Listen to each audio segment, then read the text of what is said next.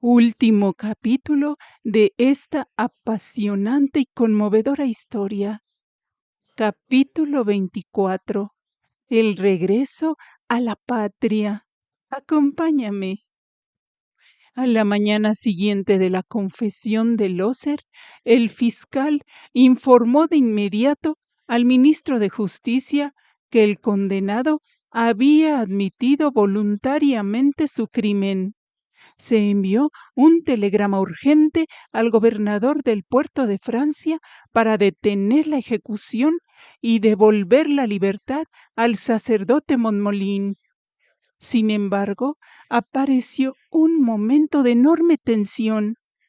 El telegrama tardaría 15 días en llegar porque el barco que debía llevar la orden ya había salido.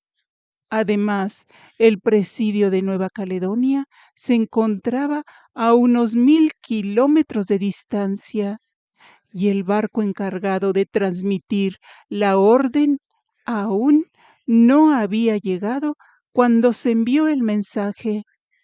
Nadie sabía si la noticia alcanzaría a llegar a tiempo para salvar al sacerdote. Cuando llegó la gran noticia a la misión de Balad, reinaba la alegría. El superior de la misión corrió a felicitar al padre Montmolín, cuya inocencia ya conocían todos los presidiarios, y le entregó una sotana para que volviera a vestir como sacerdote en lugar del uniforme de preso. Por fin el padre Montmolín volvió a vestir la sotana y celebró nuevamente la Santa Misa en la humilde capilla de la misión. Los misioneros, los nuevos convertidos y todos los presentes compartieron su inmensa alegría, conmovidos por la injusticia que había soportado. Se acercaban a besar sus manos y a pedirle su bendición.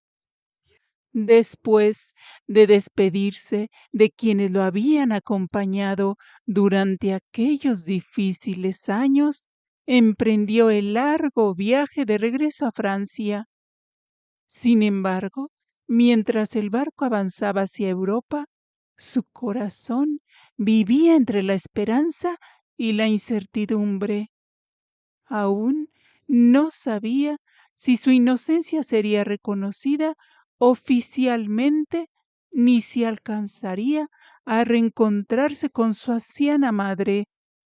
Mientras tanto, el abogado Menier visitó al sacerdote de la Gran para comunicarle la extraordinaria noticia sobre la inocencia del párroco, la cual sería reconocida públicamente. El sacerdote llamó de inmediato a la señora Jardinier para comunicarle la noticia y juntos prepararan la forma de dar esta gran noticia a la señora Montmolín. Al ver llegar al abogado Menier y a los demás, la madre del párroco Montmolín preguntó con ansiedad si traía noticias de su hijo Francisco. Conmovido Menier le confirmó que, por fin, su inocencia había sido plenamente reconocida.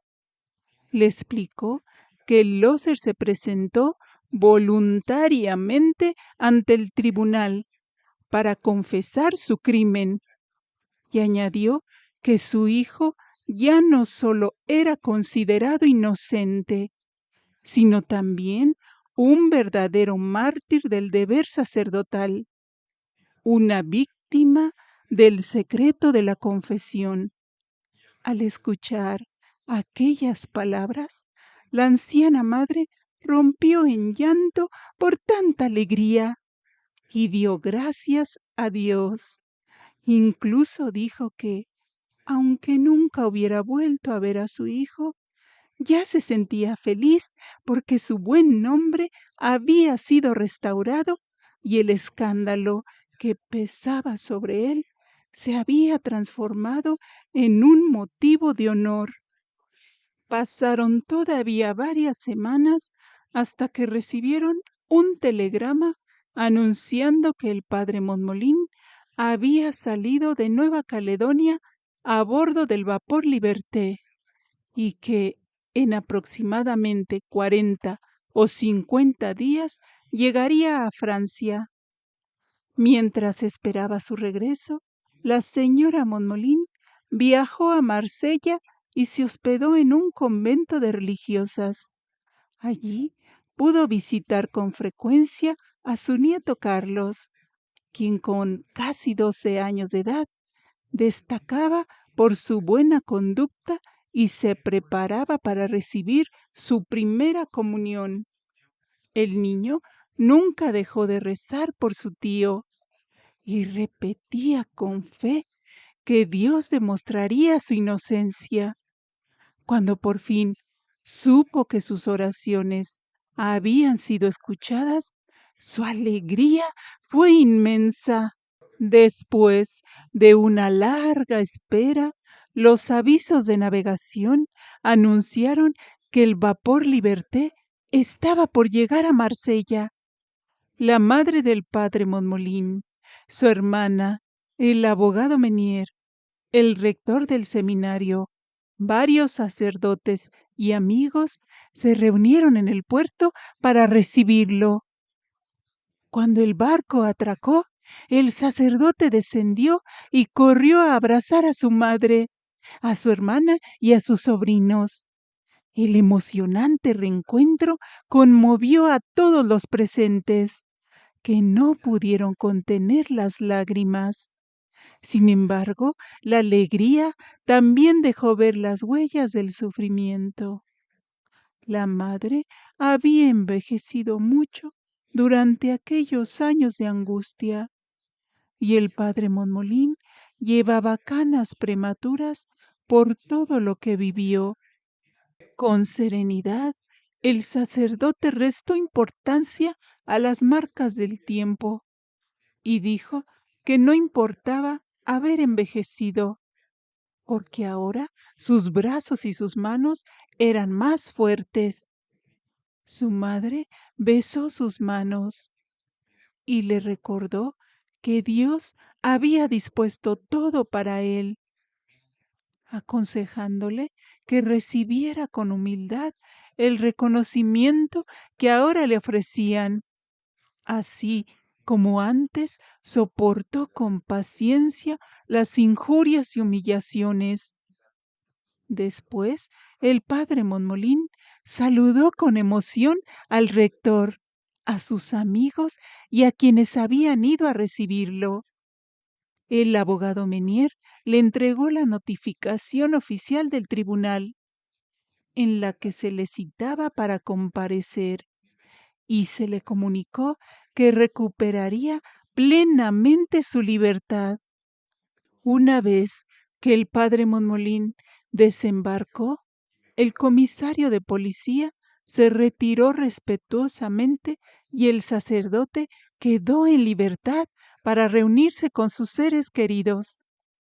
Todos peregrinaron al santuario de Nuestra Señora de la Guarda en Marsella para dar gracias a Dios por el feliz regreso.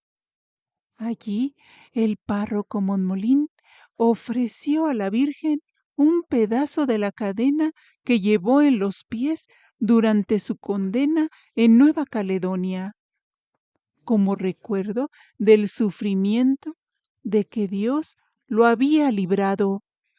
Después todos regresaron a Aix.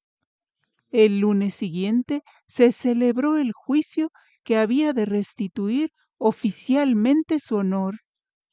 La sala del tribunal estaba completamente llena. El padre Monmolín compareció acompañado por el arzobispo y numerosos sacerdotes, además de sus familiares, antiguos feligreses y amigos que deseaban verlo plenamente rehabilitado. Entre los asistentes se encontraban el alcalde Grant y el doctor Corbillat. El alcalde, muy conmovido por todo lo ocurrido, pidió perdón a la fiel sirvienta Susana por haber dudado del sacerdote. Ella, con humildad, respondió que todos habían sido engañados y que nadie habría imaginado que Loser terminaría confesando su crimen y convirtiéndose. También estaban presentes la madre y hermana del padre Monmolín, junto con Carlos y Julia. Muy cerca de ellos se encontraban el señor y la señora Lenoir. Con su característico buen humor, la señora Lenoir le recordó a su esposo que, como siempre, ella tenía razón respecto a Loser. El panadero, sonriendo, le respondió que ya tendría tiempo de escucharla después, porque en ese momento los jueces estaban entrando y el juicio estaba por comenzar. El juicio se desarrolló con rapidez.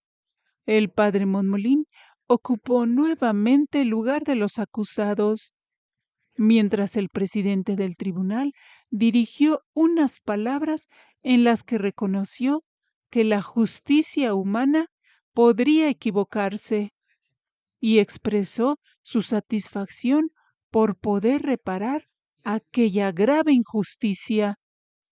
Después compareció Loser.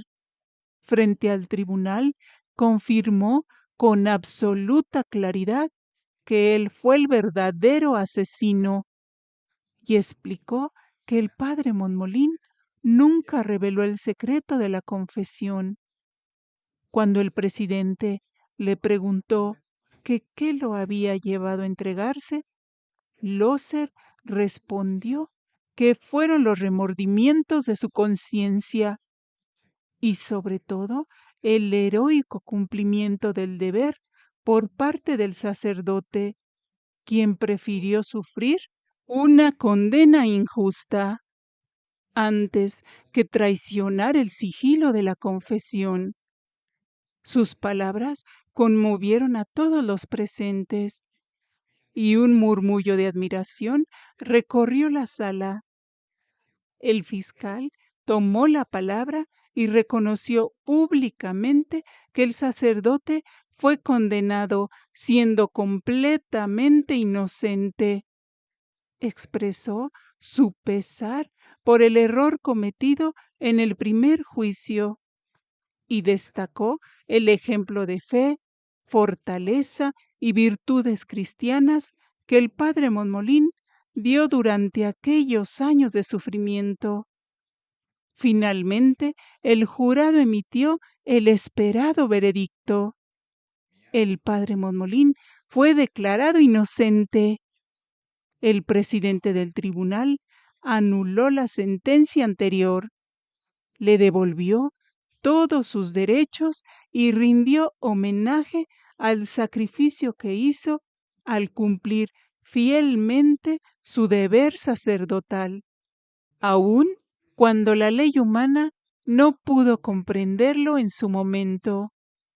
El presidente del tribunal reconoció que ninguna compensación humana podría reparar por completo los 3 años de libertad, honor y tranquilidad que el padre Monmolín perdió siendo inocente.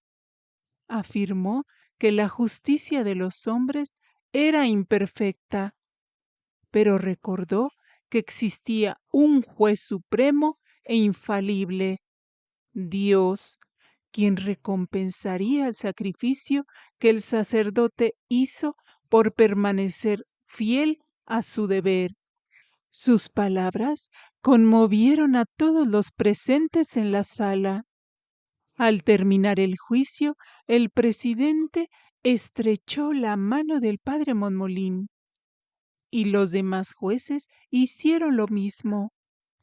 Poco después, el fiscal se acercó para pedirle perdón por la dureza con la que lo trató durante el primer proceso. El sacerdote, con la humildad que siempre lo caracterizó, le concedió su perdón sin guardar rencor. En medio de la alegría general, el padre Monmolín se reunió con su anciana madre, quien lo abrazó llorando de felicidad. El arzobispo, el rector del seminario y los demás sacerdotes también lo felicitaron por el ejemplo que dio al permanecer fiel a su vocación. El sacerdote, recibido con honores en el palacio arzobispal, donde el arzobispo ofreció un banquete en su honor, asistiendo sus familiares, el matrimonio Lenoir y la fiel Susana, quienes lo habían apoyado durante los momentos más difíciles. Al principio, Susana se mostró tímida entre tanta gente importante, pero poco a poco se relajó y terminó compartiendo la alegría con todos, aportando un toque simpático al final de la celebración. El regreso del padre Monmolín a su parroquia se convirtió en una verdadera fiesta. Las campanas repicaban, los cohetes anunciaban su llegada y el alcalde le dio una emotiva bienvenida, reconociendo públicamente que él y otros habían sido injustos con el sacerdote y prometiendo reparar el daño que le causaron. El ejemplo de fidelidad del padre Monmolín produjo un profundo cambio en muchas personas. Días después, el alcalde, el doctor Corbillat y otros vecinos que llevaban años alejados de la iglesia se acercaban al sacramento de la confesión y recibieron la comunión. Para el sacerdote, ese fue el mayor premio de todos: comprobar que Dios había sacado un gran bien de tanto sufrimiento. Con el paso del tiempo, la madre y la hermana del padre Monmolín se fueron a vivir con él. Carlos hizo su primera comunión de manos de su tío y después ingresó a la Escuela Apostólica de Marsella, con el deseo de prepararse para la vida misionera. Julia, ya convertida en una joven, continuó su camino sin mostrar vocación religiosa. También se conoció el destino de la ayuda económica dejada por Loser. El abogado Menier entregó los 12,000 francos destinados a la Unión de San José, lo que permitió ampliar el hospital. Además, la señora Jardinier recibió una indemnización que le dio tranquilidad y le permitió vivir sin las presiones económicas que antes la angustiaron. La anciana Susana, que había permanecido fiel al padre Monmolín durante la prueba y nunca dejó de creer en su inocencia, fue recibida en la casa parroquial para vivir ahí tranquila el resto de sus días. Por su parte, el señor y la señora Lenoir continuaron visitando con frecuencia el antiguo monasterio de Santa Victoria. Como siempre, la señora Lenoir no dejaba de llevar algunos de sus mejores bollos para compartir en el café que disfrutaban alegremente junto a sus amigos. Así concluye esta maravillosa historia. Mil gracias por haberme acompañado durante estos 24 capítulos.